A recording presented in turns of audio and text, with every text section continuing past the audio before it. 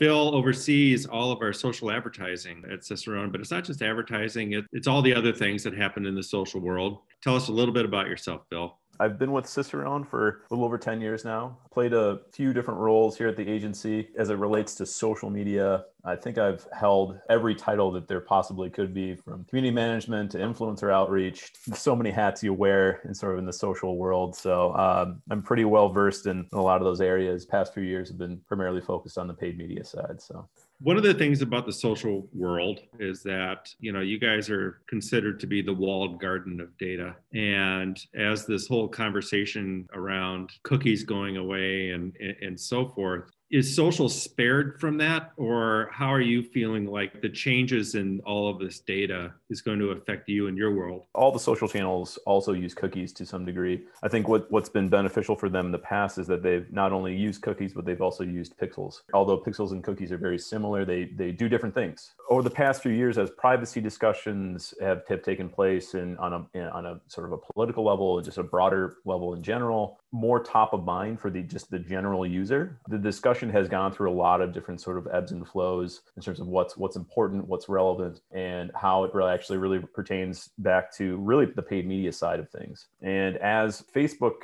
has grown so exponentially over the past several years, they've been in the forefront of all this, and for good reason. Their pixel is very robust. It pulls a lot of information. It stores a lot of information. They've been very protective of that data. And so it makes sense why they have been so vocal about these changes and been at the forefront of those discussions as the cookie depreciation has sort of taken fold. The social channels do benefit, though, by having those pixels and by having that inherent user data within each platform. So while a lot of the changes that we're all going to be facing in the coming months are going to have significant impacts, and a lot of it we don't really know. I think what a lot of the social channels, Facebook, Snapchat, Twitter, I mean, you name it, rely on is their own in-platform user data about the activity that you openly share and provide with these platforms just by using the platform in itself, and something that every user agrees to. It's why these platforms are free. So they have been able to mine, use, manipulate,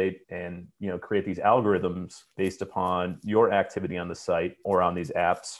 Because they do that so well, in-platform targeting has been very beneficial. All the advancements we've done over the past several years, and a lot of data and tech partners have done to sort of being able to ingest different data and to be able to capitalize on those different things, which is really why we're in the place that we are now, where cookies are going away and data privacy is becoming such an issue. That's where it gets a little more interesting, because as we've seen from a Cicerone perspective, those custom third-party data integrations have been very, very beneficial for a lot of our clients in terms of being able to be more accurate in terms of who we're targeting, to be able to get to better results in terms of the direct response efforts or even awareness efforts. On one hand, the social channels will be fine to some degree in that they have plenty of data in their own, but they most definitely will be hurt by a lot of the sweeping changes that are taking place.